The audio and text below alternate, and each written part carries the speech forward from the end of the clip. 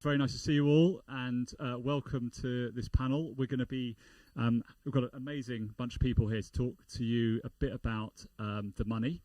Now, often when we're faced with a problem, we're told, follow the money, or that money talks.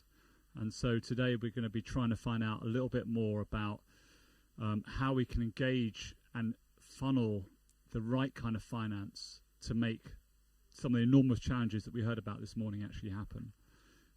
We've got people here from the sort of public sector side, people who've been talking to the private sector side, and people who are looking at the systemic issues as well. So I think it'll be a really great conversation. In terms of the format, I'll introduce everyone, give a brief overview, ask a couple of questions each, and then we'll open it up. We'll take a sort of 2 or 3 questions at a time, and then we'll try and distribute around the panel. Yeah, do get involved. Don't be shy. I'm sure there won't be any shy voices in the house. So just by introduction, either way, this is going to cost a lot of money, basically.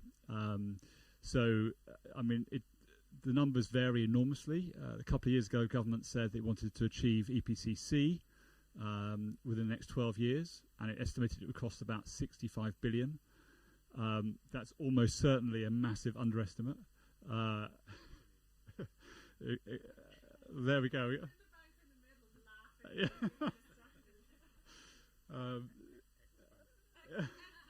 Well, we've got some ex-bank and ex-architects. Any other exes here at all? But maybe I shouldn't ask that sort of question straight in. Yeah, exactly. Go back onto to retrofit. But more urgently, in a way, we know that we have massive financial challenges on an individual house-by-house basis. People are going to be spending a significant portion of their income this winter on costs that they hadn't foreseen. So we can talk about the big numbers, but we also have to recognise that this is about the everyday lived experience for people. And we also know that it's a great investment, though. Even though it is really expensive, even if it is a huge amount of money we have to spend, we've heard today about the kind of benefits, both to individuals, households, streets, in terms of greening, etc., that will arise. So, one of the challenges here is about the value of that money. The public sector financing has been kind of an interesting story over the last few years of those who have followed it with the Green Deal. We were just talking about that a minute ago. Lots of acronyms, which Becky, I hope, will translate for us into something more coherent and understandable for us. But fundamentally, the approach, as Jack said earlier on, is this kind of household-by-household approach. In terms of the private sector, there's been a sort of significant declaration of interest in this space. Apparently, globally, around $3 trillion have been put into climate finance of one sort or the other, but I'm kind of interested to find out how much will come into retrofit and what strings might be attached to that money, because it's not just about the money, it's about how that money works. So I'll just quickly, those are some of the points we're going to cover off today. It's really about looking at, as I say, the finance, and how do we make sure fundamentally that the enormous sums we're talking about, how does that engage at a local level? Because it's quite frightening numbers, and how do we make sure that the local responses, which we know are probably the most efficient and effective, can still be implemented. So on the panel, not everyone's got a sticker, but some have. I'll introduce them. I've got some notes here of their background. So Becky Lane is from the West Midlands Combined Authority.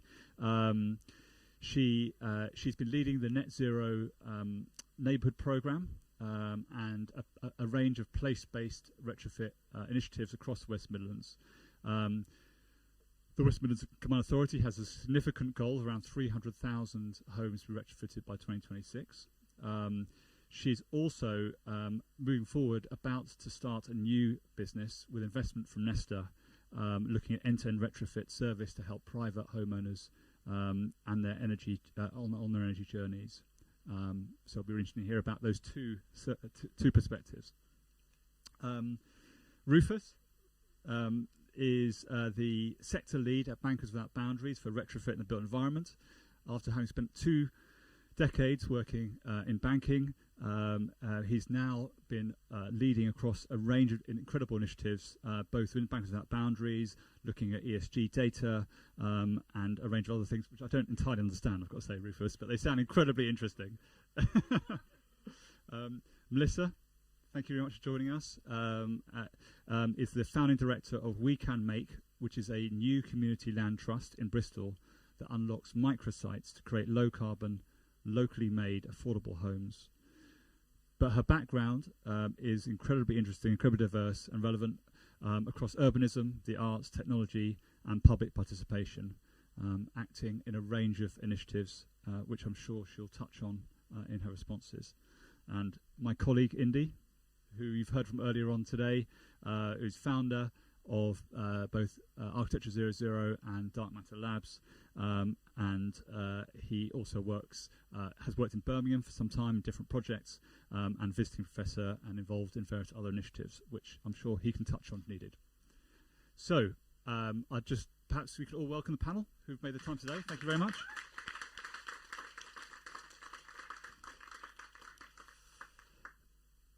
So I think we'll start with Becky, and it would be really great, I think, for everyone here, I think a lot of whom are based in the West Midlands, to find out a bit more about how you're bringing finance and organisational support into the place-based retrofit approach. Thank you very much.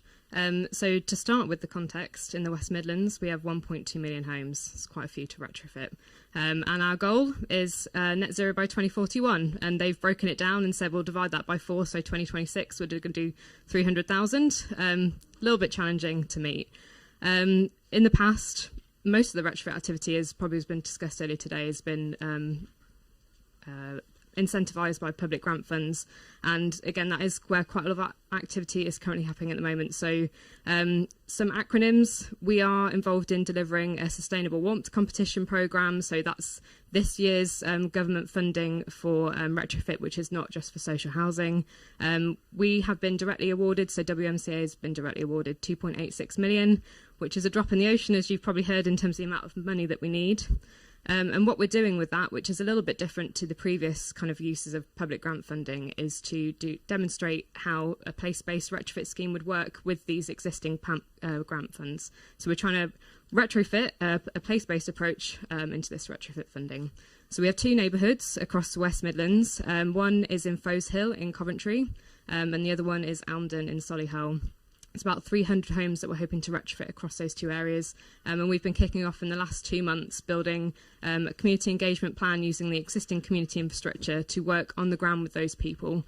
And you might be wondering, why are we trying to do this just in the public retrofit programme? And the reason why is, in the past, what happens is local authorities get their budget for retrofit programmes with very stringent eligibility criteria. So household income bracket needs to be met, the EPC criteria needs to be met. As a programme, you're also trying to balance the number of EPC bands as well. So there's lots of different perspectives you need to balance. But when the local authorities receive their funding, they tend to do a kind of really broad engagement approach. So letter drops across the area, blanket social media across the whole area. And we know how big Birmingham is. Imagine how you'd feel if you just received a random letter or a social media campaign. And ultimately what happens with that funding is, like, we've received £3 million. If we did that and we just did a blanket campaign across 1.2 million homes, we would not get the uptake and we would not spend that budget. And at the end of the year, which is March 2023, we need to deliver everything by then, it would just go back to the Treasury. And really the impact means that people on the ground in our region don't benefit. We don't want to see that. We don't learn anything and we don't improve. So that's what we're trying to do, is demonstrate what a place-based approach with the public grant funding can do to actually increase the level of uptake and ultimately increase the impact of these public grant funds. Thank you, Becky. I suppose one question I've got straight away is, clearly there's a lot of strings attached to that money.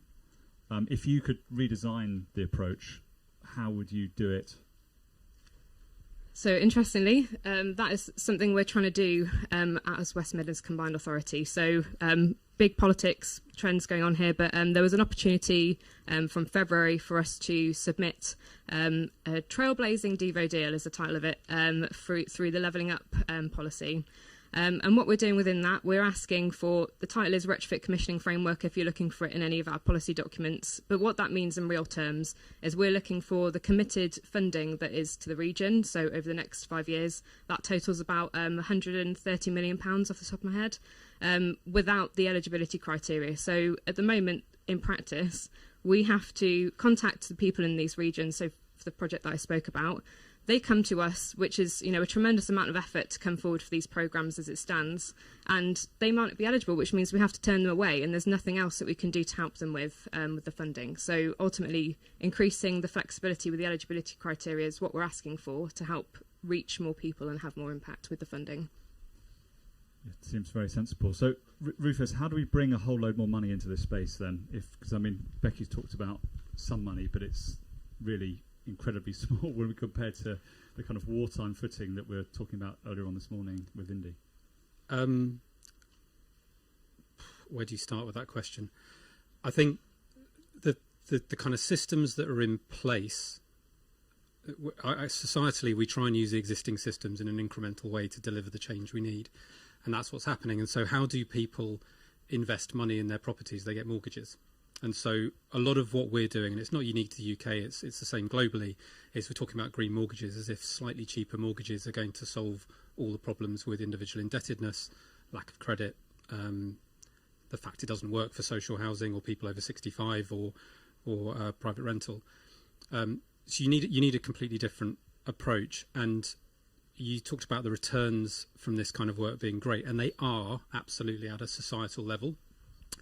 But when you think about the outcomes of doing building decarbonisation, and if you do that within the context of a neighbourhood and investment in the actual place, the spaces between the buildings as well, you can really simplistically split those outcomes into two, cash and non-cash.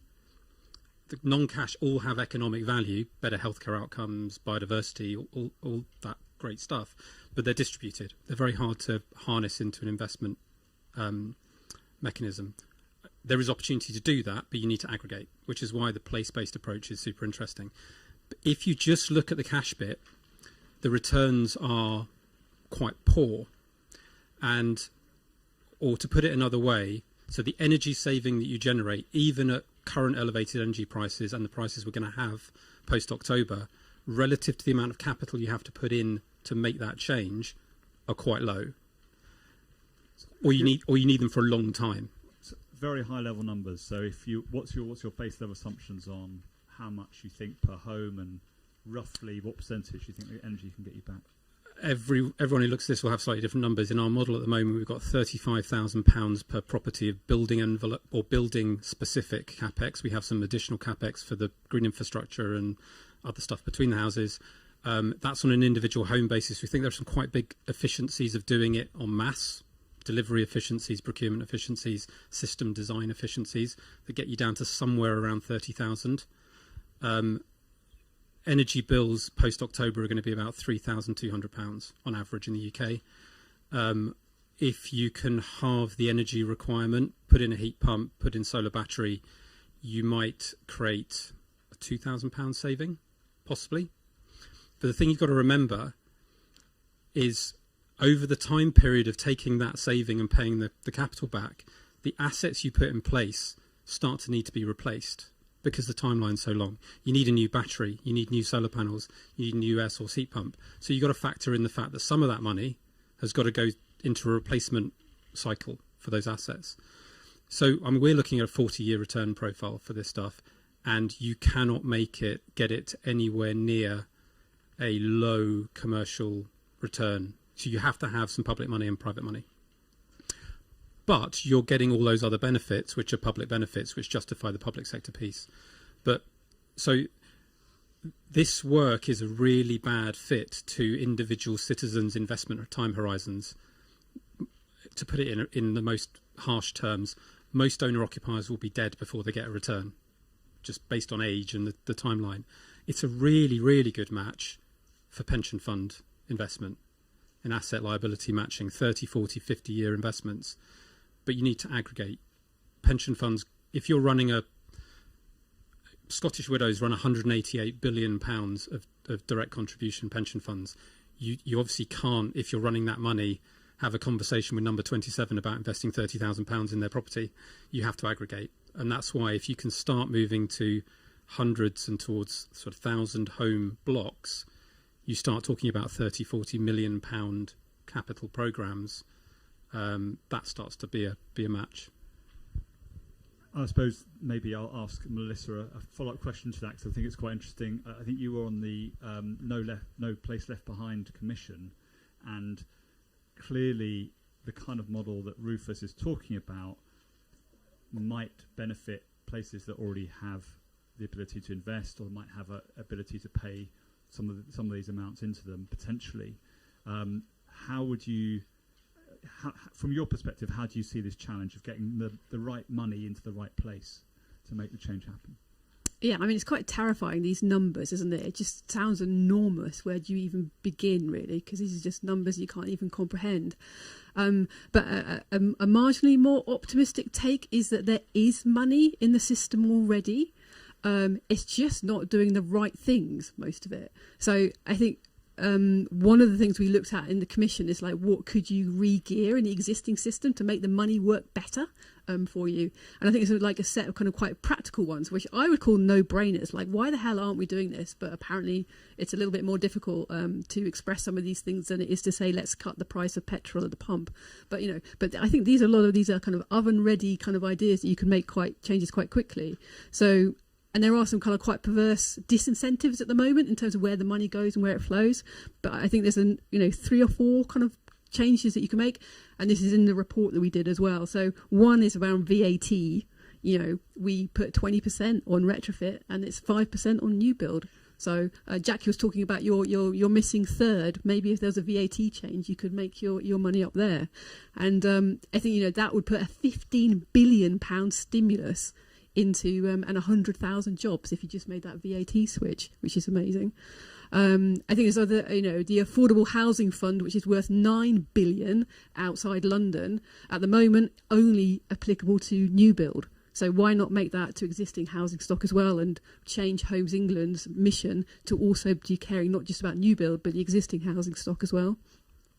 And then just like stop things like Help to Buy, which diverts kind of like, Help to Buy basically helps first-time buyers with an equity loan. But what that has done is kind of diverted people from buying kind of run-down properties in city centres and then investing their time and, really improving them. It's diverted them into kind of buying new, quite crap homes that are on the edge of towns and cities which are car dependent and low density. So stop that. Stop, Help to Buy. Do Help to Retrofit instead, and just use that money in that smart way. And then at the moment, there's this it's 97 billion pounds, is it? I think it is the housing benefit bill each year. And at the moment, that is subsidising crap housing and private landlords. So let's be a bit more demanding with our tax money and say that it can only go to houses that actually meet some kind of performance on energy efficiency.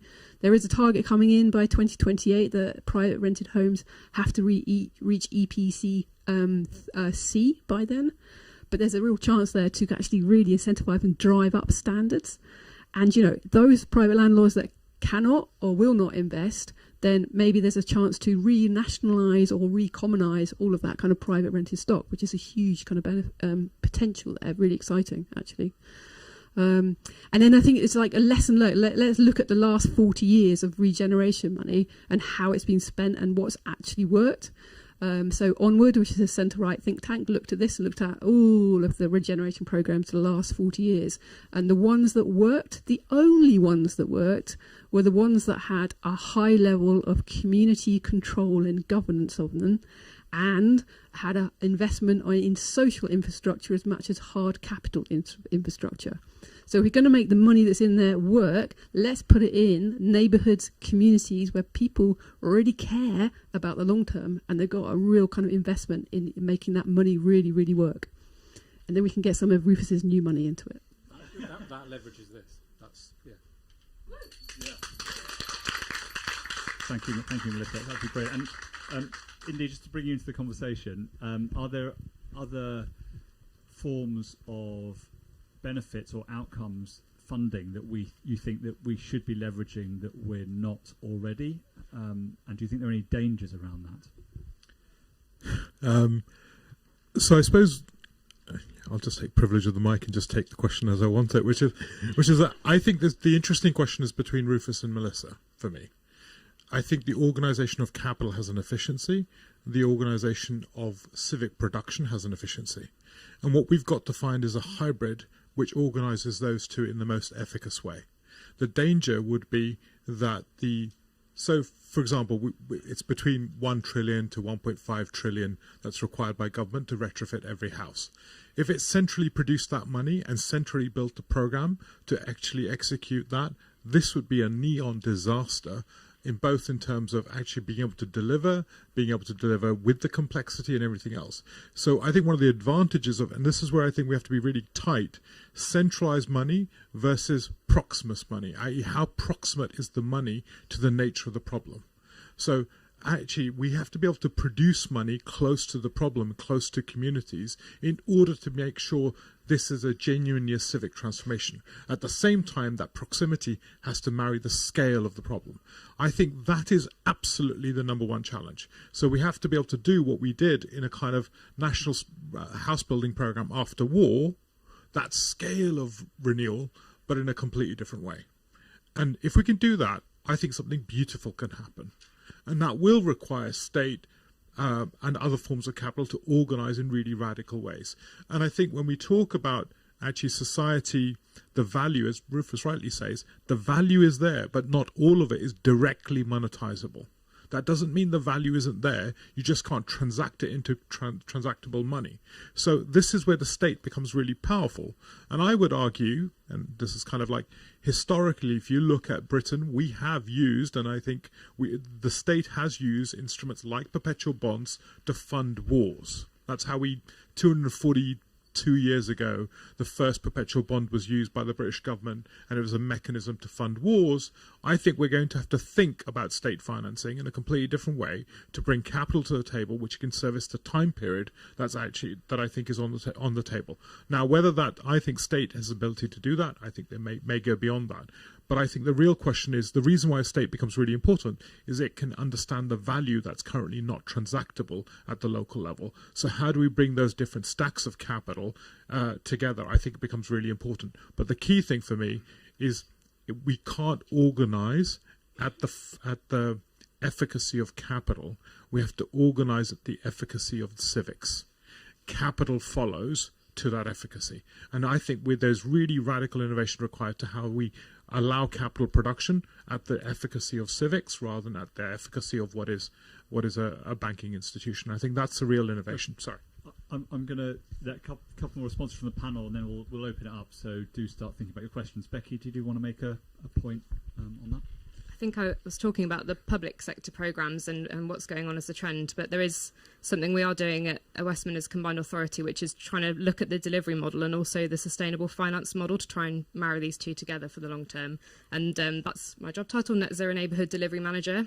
And the idea about that, and Rufus will probably talk a little bit more about the exact finance model, but the purpose is to look at a place, look at the neighbourhood, what is required to get that neighbourhood to net zero, so the housing infrastructure, transport infrastructure, looking at opportunities for inclusive growth, jobs and skills in that specific area, looking at opportunities to invest in the green space as well. What is it that's going to require that total number in terms of the capital funds?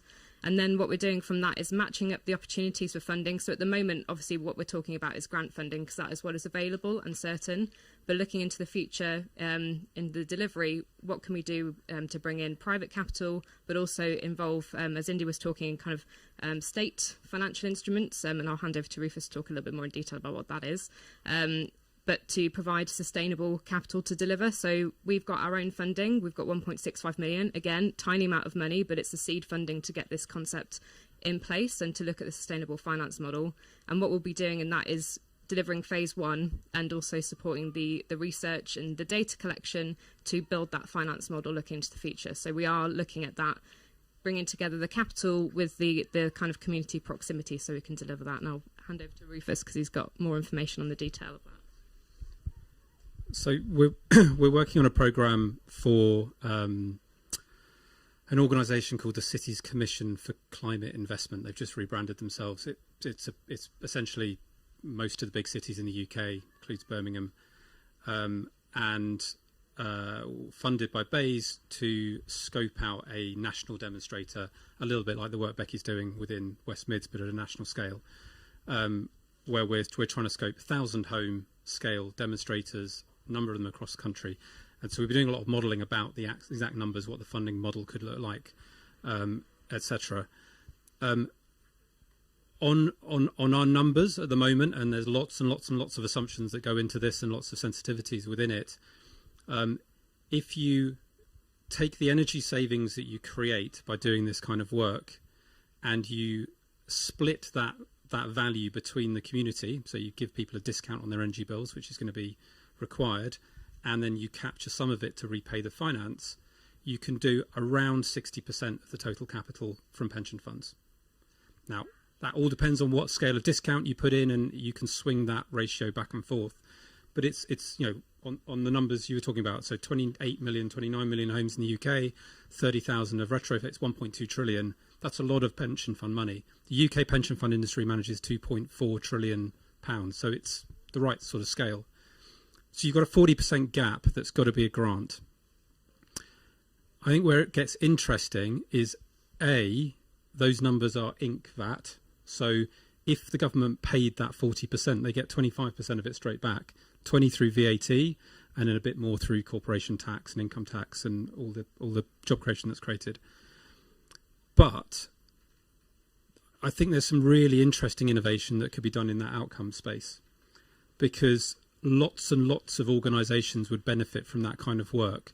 So to throw some slightly random examples together, if you, as part of that programme, you were to plant trees in that neighbourhood, it's work that DM have done a lot of work on, you influence the water runoff. The water company has lower operating costs, get them to pay. If you do this work on all the houses, all the EPC profiles go up. Well, the mortgage companies are under regulatory pressure to improve the EPC profiles of their lending books. You just delivered that for free, get them to pay. If you provide buildings and contents insurance to the homes in that place, those buildings are now less or more watertight. You know, the insured losses will go down, make them pay for that. So there are beneficiaries across the whole piece. There's a huge avoided emissions. You could get into a voluntary carbon offset discussion, which is complex. But if you could chip away at that 40% with thin layers of those kind of outcome buyers, you're getting down to the point where for UK government it becomes a wash. If you get to the magical 25, they put 25% in, they get it straight back. Well, Treasury gets it straight back. Talking to the Scottish government, there's a slight issue, in terms of who pays and where the money comes from. But ultimately, at an overall level, it washes back. So I didn't want to sound negative. I think there's tons of money out there that wants to do this but doesn't know how, and you've got to create the pipeline of projects, the kind of work that Becky's doing, to be able to meet that demand. But it's got to be locally based, but it's got to be aggregatable. So standardization, really boring stuff about risk registers and reporting standards and all that kind of stuff is super important.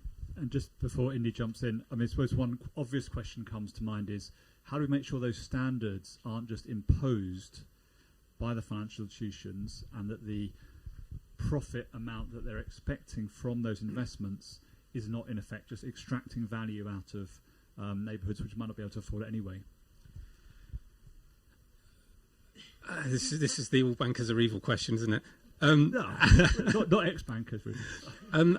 No, it's a fair question. I mean, I would say no money comes without strings. Public funding comes with strings as well. I think there has been I think there is a shift in the financial services industry that we can take advantage of. That there is regulatory and societal pressure on funding managers, so not necessarily owners of the assets. We're the owners of the assets, right? It's our pensions, but the people who are running that money are under pressure to demonstrate that they are on the side of the good, not of the evil, in ways that has never been there before. There is huge demand for scalable investment opportunities, and therefore I think the balance of power in terms of how you write those structures has shifted. But how you write those structures is going to be incredibly important to how you make that work.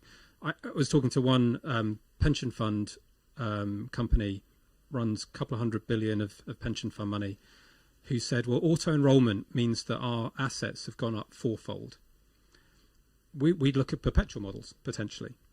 But if you're looking at perpetual models of private sector investing in community-based assets, that's setting off all sorts of alarm bells. You know, if your energy and heating system belongs to a private company forever, I wouldn't feel very comfortable with that. But it does allow us to look beyond 20-year funding to 30, 40, 50 potentially. Thanks, Rufus. Indy, did you want to come in on any of those points? And obviously, No, I just wanted to reference us back to Centric Labs' kind of presentation, which they gave earlier, which is saying that kind of the nature of the transition has to also deal with all the other, the kind of integral issues of mental health, of kind of sleep quality, of air quality. And I think if we take an integral view, there is a much wider dispersal of value to society as a whole. And I think there's a risk of taking a pure energy-centric view when we're only going to get one shot at this, really, at this scale of program and scale of investment. So how do we, and, you know, the simple childish example is, you know, if you put an air source heat pump in with a biofilter, you improve air quality as much as you deal with other things. If you put a hydrogen boiler in, you don't deal with the air quality problem. So the question is, there is a kind of thinking about an integral view, which will allow us to look at the other societal benefits on the table. And I think they have to be part of that conversation. So really, and that would change some of the numbers that I think Rufus is rightly pointing out, that 15% or 25% gap. How do we start to think about that in that integral view? And I really think we should just keep holding back to the talk that was given by Centric Lab around the need for that integral view. I think that would be part of the kind of deal of solving this problem, and also unlocking the economy. It's not about only money we save, but actually sleep quality isn't just about money we save. It's also about the productivity we gain on the GDP side of the story. You know, you can unlock a whole amount of value for society. So it's not only about savings; it's about the if we want to use those metrics as just kind of shorthand of value. Do you want to say anything? Yeah, just maybe to add to that, I think this is the crunch of it. How do you get that upfront investment for these kind of outcomes? So we kind of know, you know, there's loads of evidence out there about the value of, like, you know, I think the chief medical officer said for every £1 invested in energy efficiency generates 42p savings in NHS alone. And there's evidence out there, you know, again, investing in retrofit is a better multiplier than you get on rail or road investment. But somehow, because those outcomes are diffuse and long-term, it's really hard to get that kind of buy-in at the front when you need it, when you need to buy that green kit to retrofit your home or do something. So I think it's like, how do you re-gear the system to really care about the long-term? And that's, you know, how do you do that? So we've been working with Igloo trying to set up a 1,000-year fund, so that you can blend the finance together, and so you can kind of pay out over that time. But you've got to actually begin to have that kind of framework that you're thinking at, and 100, 500, 1,000 years to actually even begin to make progress. Can I just add a lived experience of that? Yes. On this project, where we're trying to get the government to commit money to this programme, you obviously can't just turn up to the government and say, can we have the cash? There's the Green Book Treasury funding process to go through, where we are trying to say, this is the value of the healthcare benefits, this is the value of biodiversity, of air quality. The system is not set up for it. We are fitting a square peg in a round hole, and we're trying very hard, but it can't see it. Yeah. They don't have the liabilities on their books. That's the other part. No. Okay, that's great. Thank you very much, panel, so far. I'm going to ask to open up to the audience. Okay, 3 good questions. So we've got a proposition or a question about very low cost investment coming from local banks into areas. I think we have a question around the contracting supply chain, how we can make sure that is kind of also benefiting local places, and also what are the positive levers we have actually to try and reduce that capital funding gap at the outset. Rufus, do you want to start? Because there were a couple of questions aimed at you there, and then others might want to answer. I think in terms of the source of capital, we've been thinking much more about pension fund capital and The other big capital managers are insurance companies. They take all our premium and then they sit on that money until we make a claim on our insurance, so they have to invest it, and they have very long-term outlook. Banks tend to prefer shorter-term, higher return, higher risk funding. When you're looking at a blended finance model, you can't force. You do have to work to a market rate. There's nothing you can do around that, but I think you can use levers to encourage that funding to come in. I think the local government pension scheme is a really important player in this, particularly because that, connecting to the other question, that starts to make it more local. And in terms of the outcome buyers, yeah, very much so. I think the outcome buyers could be big national programs, and some of this, frankly, is about guilt-tripping big organisations to be doing the right thing. But also some of it can be very much local. This is the linkage between poor quality housing and educational outcome is really well established. So if you have particular areas where you have particularly poor outcomes, do you look at philanthropic money that's very micro, but in that area has a really leveraged impact? I think the potential for looking at a tie-in to voluntary carbon offsets really interesting. It's a challenging area, and there are all sorts of double counting issues, and avoided emissions schemes are notoriously difficult to run. But the prize of getting that up and running is the narrative for local companies to be offsetting their hard or impossible to abate residual carbon locally, rather than in a tree planting scheme that probably never happens somewhere else in the world. Is a very strong one. Great. Yeah, thank you. Are there any other points on that financial side? Yeah, Melissa, do you want to? Just maybe picking up the idea of getting those very local flows of money into the system, because we just need some tactics to get some stuff going, really.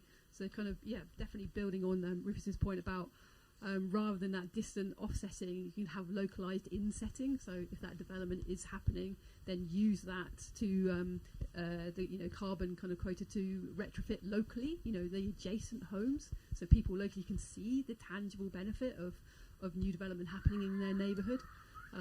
We've been looking at a model whereby you can set up kind of microgrids for renewable energy, and you basically need about 50 homes for that. So we've been looking at a model where if you had 10 homes going on a small, say, garage infill site, new homes, could you then use the unavoidable carbon on kind of insetting to then connect up another 40 homes, and then you've got a nice microgrid there, and maybe kind of jack into an existing electricity substation, then you're using the infrastructure that's already there, which we think might be quite nice. And always like little gleams of hope. You'll never believe this, but there is one in the Levelling Up white paper. It is. It's quite remarkable. But there is a proposal in there, buried in there, around a neighbourhood share for SIL, which so that you get 25% goes directly to the neighbourhood for the neighbourhood and community organisation to decide on. Which it's not going to be mega. It's not going to be the trillions that we're after, but it does begin to get some flows there that you can maybe try on the experiment. And certainly experience, in our neighbourhood, we've got a developer coming in and a £31 million development. And at the moment, us as a local community, guess how much we're seeing of that? It's almost like, it's almost invisible. It's so small, it's invisible. We're getting £600. This is quite insane, really. But so if that neighbourhood share kind of happened, we'd get nearly 300k, which definitely would be a good starter kind of fund to get a street kind of retrofit going. So lobby your MPs, because at the moment it's only rural parishes that will get this neighbourhood share. So it needs to come into cities as well. Something to do straight away. Thank you, Indy. Do you want to come back on this one point? We'll go to Becky on the just on this local banking question. I think we do need to look back a little bit into building societies. Now, I think we need to rhyme with it, not rebuild it. What I mean by that is, I don't think if you look at the level of indebtedness in the UK, there isn't the savings rate to rebuild building societies. So the idea that we can build them is different. However, there is something very powerful about local capital institutions. So what is a new class of local capital institutions that can be built? banks are given licenses to print money by the Treasury or the Bank of England. How do we build micro banking institutions which have a capacity to do this? I think there's a whole new class of monetary financing that's going to be essential and the innovation will be at the crossroads between building societies and new ways of distributed capital production by that. And I think those two things are now possible, both technologically, with central bank digital currencies coming through, that are going to be a key part of this institution. So these new micro-networked institutions. And I would really start pushing there. And this is what I kind of rhyme back to civic-public relationships. How do we build new civic-public relationships? And I think those sort of institutions are going to be really key. So that's the sort of rhyming space that if you ask me to focus in on, that becomes really interesting. Thank you. And just picking up the point about the supply chains and the contractors. Becky, do you want to take that one? Just quickly before I did as well, I wanted to Oh, yeah. pick up on something that Please Rufus do. and Melissa said about kind of authority-based insetting, which sounds like a nice idea. So basically, if we did retrofit, there would be the outcome, which is carbon avoided, and it sounds really brilliant, and it should be what we're doing. But just to talk about the practicalities about doing that and why it's very difficult, we're not set up as an energy sector to easily provide the data. So we know about the smart meter program, we've seen it being rolled out across the country. We should be utilising that for schemes such as this, but accessing that data from Smart DCC, who are the ones that are the data controllers for that information, it's pretty much impossible. You're going through like a 3-year period to get the cybersecurity sorted, and then the ongoing process as a company to put the infrastructure in place to access that data is very challenging. So some of these ideas, although brilliant in terms of the practical implementation, takes a long time, and there are a lot of considerations in terms of the system and the energy system, how it works at the moment, to mean that we can actually access those savings, that kind of carbon avoidance from retrofit. But can I just ask? Yeah. That's only because we're trying to do it at the individual house level. If we took a population level response, which doesn't require that in-house particular data, takes a kind of almost a sort of a new type of public response. Everyone here, by the way. Sorry, I just wanted to say that that's only because we're trying to find individual unit housing data. But if you took a population response, could we not get past that data problem and respond at a kind of aggregative level rather than actually the individual house level? So if you were investing in the outcome, which is the carbon reduction or the energy reduction in the home, and you were looking to validate that had happened, you would need to know what the baseline was in terms of the consumption for that house, and then how it had changed. And obviously, that changes with personal circumstances as people move houses. So an aggregated number could be valuable, but then I suppose it's how you actually make it. If you took an aggregative total, an aggregative drop, in a way, so you're only looking at the aggregative level of the data. I mean, just because I think that also builds different incentives for change as well. But I suppose the problem there is trying to tie together cause and effect, and that the impact of the investment in, let's say we're taking the place example. But there you take a probabilistic view. You don't take a definitive view on your financing. If the funding's aggregated, it works. Exactly. Yeah. The aggregated data works if the funding's if you're buying carbon emission reduction over 1,000 homes. Yeah. Because you're right, because as a single occupant dwelling that has this amount, you do the work, and while you're doing that, they move out and a family of 5 move in. You're not comparing like to like, but across a whole neighbourhood, you may be able to find ways around that. Still means you need data from WPD, which is hard. Supply chain. Yes. Moving on to the really easy topic of the supply chain. Becky, do you want to address the question from the back about local contracting? Yes. So in public procurement, there is normally a requirement for over a certain amount the value of the contract to include social value in that procurement. And normally it's pretty open, so you can stipulate particular outcomes that you're looking for in that procurement, or it can just be asking the contractors to come forward with what they're willing to do. So that could be buying carbon offset credits, it could be employing people in the local area, it could be investing in skills and upskilling people that they're already employing who are in the local area. It tends to be that kind of thing that's included in social value for procurement. However, getting good social value responses relies on the market that you're testing in to be competitive. So we need enough companies to respond to the procurement exercises that we're doing to put effort into the social value side of things, because otherwise we are putting out a tender, we might receive 2 responses. One response is brilliant in terms of social value, but awful in terms of cost and actual technical response. And then the other one, no social value response, but brilliant in terms of technical and price. And because of how the procurement works, we select the one that is good on technical and price. So that is currently what's happening. But if you have a supply chain which is more mature, so the suppliers that we're looking for across retrofit services, they're the retrofit coordinators, they're the retrofit assessors, the people who are doing the planning and the quality assurance. There are more of those, but we still need more of that skill set. And then the other side, the installers as well, the skill sets there. So we don't have a specific skill set that's an installation installer. That could be a builder, could be a plasterer. You know, there's all sorts of skill sets that are doing that at the moment. But the people who are coming into public procurements, there are not a lot of installation contractors, which means that it does become quite difficult for us to set the benchmark really high for social value.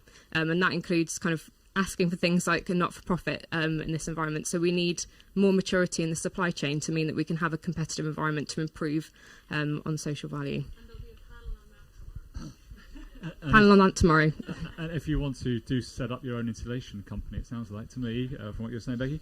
Are there any other questions? We've got another 15 minutes. Yes, the gentleman in the stripy. Oh, sorry.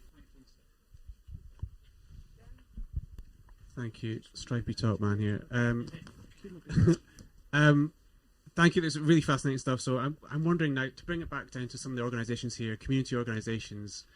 What should small nascent community organisations, sustainability organisations, and so on be doing now, if there's a place for them to play a role in those 100 home, 1,000 home aggregated projects? And also, it's a bit adjacent to the previous answer, what can we be doing with local micro trades to make them able to participate in that investment?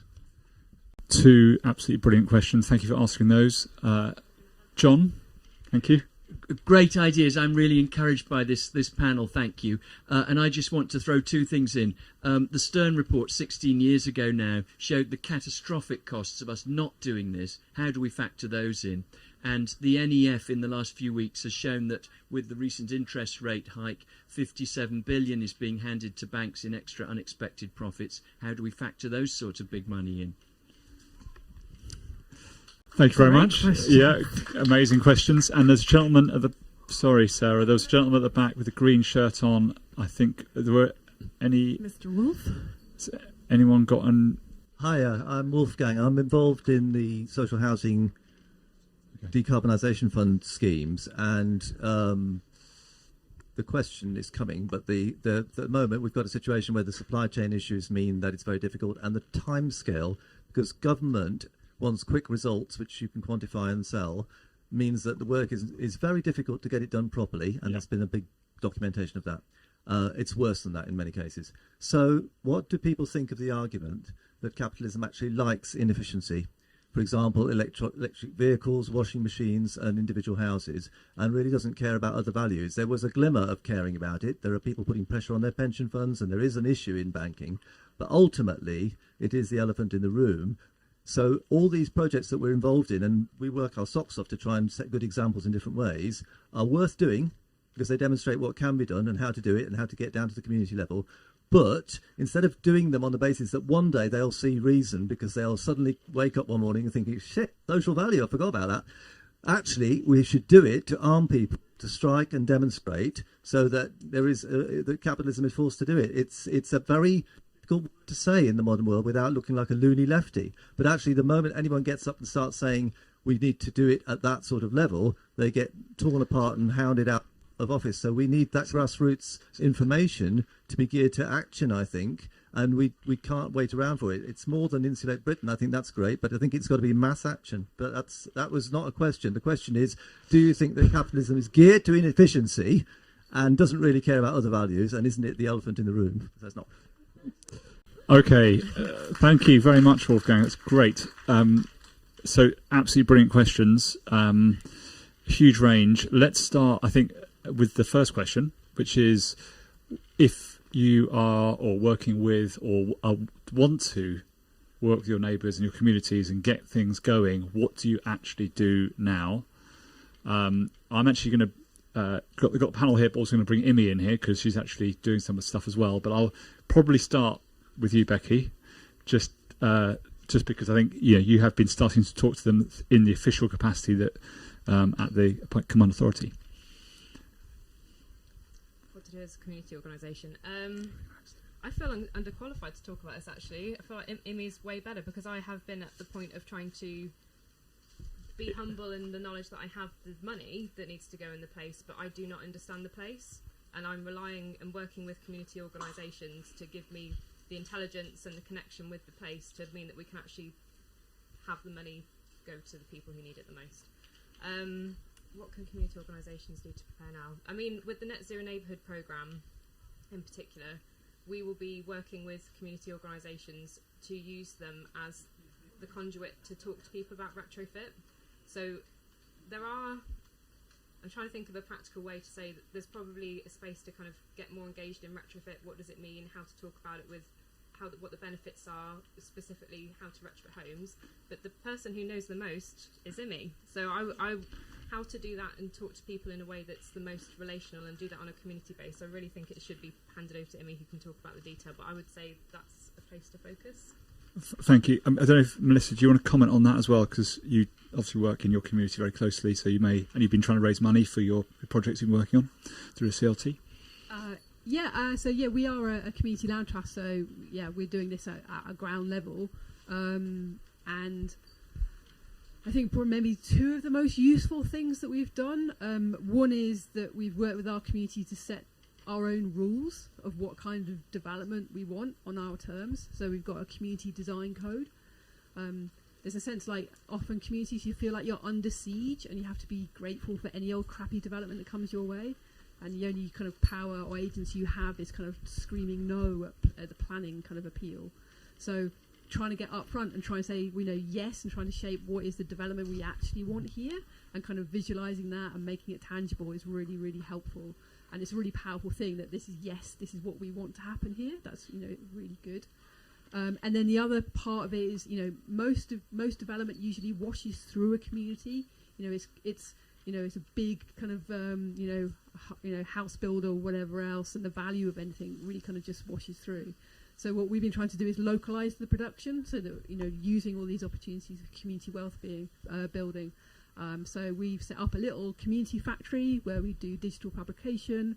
We make components for homes. We want to be starting making components for retrofit. And I think that's just really exciting because, one, you're building community wealth in terms of infrastructure, skills, jobs, but you've also then got the know-how to mend, adapt, repair over time as well, and you're in control of that, so you're building that agency. And it's really visible and tangible locally. You can see the kind of difference that you're making because it's in your hands, which is really, really powerful. And that's a really kind of powerful way to communicate as well. A couple of tactics there. Brilliant answer. Imi, do you want to come in on the same question? Yeah, I mainly want to come in on, because I was just going to say, I'm sitting here watching Melissa talk, and I feel like Melissa's been such a pioneer in this space for such a long time. She's based in Knoll West in Bristol and has really shown the way in which you can affect what's possible in the world from the places within which people say it's not possible. And so for me, the most important thing here is I don't know how to do it precisely for this challenge. But from today, we know that the challenge is big enough that it's not possible for community organisations, big or small, all over the country, to not start to gear themselves up and to start understanding and becoming literate in these challenges, because all of us are going to be orientating closer and closer to this being either something we can be in the forefront of, like the question asks, or that starts happening to us and we're not in a place where we're able to deal with that. And there's people in the room here, like Gavin, I can see, and Scott was here earlier from Link Road. And there's a panel tomorrow afternoon, as well as a whole day on Link Road around this. And so the first things first is that you don't have to be an expert in retrofit to start gearing yourself up to be part of this story. There's lots of tools out there. But then also, secondly, to not always think about it in the organisational lens. Everybody's a neighbour in some way or another. And so if you look at the pictures of our very, very early engagement, or you go talk to Magda and Joe, who have been leading on that, it was just a table outside Scott's house, and we paid for his electric to plug a coffee machine in, and just sat there. It was really cold. And we just carried on sitting there, and then it became something else, and then it became something else, and then it became a street party, and then it became all of this, and today it's this, and next it will be a street-based demonstrator. But in that, last point I want to make is, obviously, that part is me saying you don't have to be an expert, you can get on with repurposing. So over Jubilee weekend, everybody was out and having brunch and celebrating the Royals or playing on the street or whatever, and we were on Link Road with you guys with our big IPCC stand, solar panel build, talking retrofit, and we just repurposed the existing things rather than trying to make it something extraordinary and exceptional, because people are really interested. And you just have to trust that they are, and Scott and Gavin will tell you loads more about that over the next coming days. But last thing is just that we have got an emerging thesis on this, which is that everyday participation matters, easy entry points into the conversation, whatever it is, whether it's from a climate angle, from a bills angle, from a, oh, you're doing something cool angle, to nurturing the collective agency, so access to data, access to knowledge, access to all of this, putting this here, in this field, rather than in the centre of the city and making it inaccessible, or somewhere where people don't feel like they're welcome. Democratising the knowledge in all different ways. We're not there entirely, but we spent a whole day trying to go through the retrofit reports that were quite technical and complex. Unlocking and cultivating the imagination beyond today. So you'll see on Saturday loads of what ifs about things beyond just insulation. And finally, really, really completely constantly reaffirming that narrative that Araceli talked about this morning, which is that actually people, and what Indy said about not seeing things as individual challenges, people in their places don't see it as just this individual challenge. So hosting a conversation that if they're talking about insulation, they do start talking about their front lawns and their back lawns and the amount of parking and all of this, nurture human nature, as Kate would say, because actually humans are much more interconnected and understand in that way. But my first point is you don't have to be an expert. You can just put something out in your front drive and start talking to people about it. For a bit, they'll think you're mad, and then after a while, it will just turn into a great street party. And Scott and Gavin, I'm sure you can talk to them around here, but also they'll be in the festival tomorrow and all day Saturday as well. Thank you, Amy. That's great. And we had two other related questions. One about the cost of not investing, and is there a kind of, perhaps, I don't know, as Johnny was suggesting, a windfall tax or something, there was kind of significant unforeseen profits being made by financial institutions, and then a similar, a related question maybe around whether capitalism inherently creates significant inefficiencies, or we could reframe that around perhaps allocates value in the wrong place, maybe. It's a different way of putting it. But I don't know, does anyone want to come on those 2 points? So I think the question was, does capitalism want inefficiencies effectively? And the answer is yes, I would say. At a very generic level, I don't think you can look at so if you take financial services as a proxy for capitalism, which is a bit of a leap, you can't look at financial services as one monolithic entity. I've worked for banks. Do banks care first and foremost about creating profit and shareholder value for their shareholders? Absolutely they do. That's why I now work for not-for-profit. But I know you're not going to change that, I don't think. And a lot of organisations that are focused around financial investment, that whole structure is geared around pricing inefficiencies and information arbitrage and buying cheap and selling high. Right? That's what it's about. That said, I'm not sure that applies in quite the same way to other parts of financial services. Pension funds are custodians of our savings for our future and should do what we collectively want them to do. Are they good and bad within that spectrum? Yes, absolutely. Can we individually make a difference to that? Yes. How is your pension fund invested? What funds are they in? You should know that, and you should have made those decisions because you have the right to do that. So it's a more nuanced answer.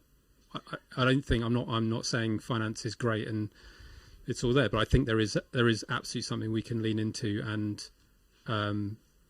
there is willing capital that is struggling to find a way to invest. Can I just come back to that first question about what communities can do? Because I think when we're talking to those sort of institutions about scaling up this kind of work to the size that they can invest in, one of the pushbacks we get a lot is, yeah, but are you going to get people to say yes? This sort of question of doing this with communities, not to communities, community consent, and doing that at a scale that isn't a few homes that have come together and decided this is a good idea, but is hundreds or thousands of homes. And so the role of community-based organisations to act as catalysts in how that local conversation is happening, even if it wasn't happening at all before, and how that's developing, I think is really important. And finally, what we really need are exemplars of this having worked, so that you can point to those streets. And I would move away from the word retrofit, because if you do this in a place-based way and you're thinking about the transport infrastructure and the green infrastructure, you're changing places as a place to live and a lived experience. And we should be thinking about those outcomes, not about carbon and, energy savings, really. Yeah. Indy, do you want one last point? And then we... I don't know, did you want to? I was just going to go on the capital point. I slightly worry about... So the electric bike is almost certainly the future of the city. The electric bike. It's not the electric car, it's the electric bike. And the electric bike, and the reason why capital is currently being concentrated on electric car is because currently where power lies. So I think one of the big questions is, how do we understand the total cost of certain things? Currently, capital only understands the cost of the production of the car, but doesn't understand the cost of production of the infrastructure, which is the roads, and all the other externalities which are actually ignored from the total cost. So I worry that it's not about actually capital or capitalism. I think we've engineered markets and engineered systems which actually drive externalities which are unpriced. If you price externalities into the system, capital will have to find a way which is efficient, which is the electric bike. Right. So I think we're designing the wrong conditions for capital to flow, and thereby the capital is flowing in bad ways, which accumulates short-term wealth. On that note, sorry, we've apart from reinventing capitalism, we've discussed a huge range of things today, and I think we've covered both local capital investment. Different thoughts on all these issues, plus the amazing work that's actually happening in the West Midlands already. So I'd just like you to put your hands together to thank the panel who's done an amazing job. Thank you. Thank you very much. Thank you.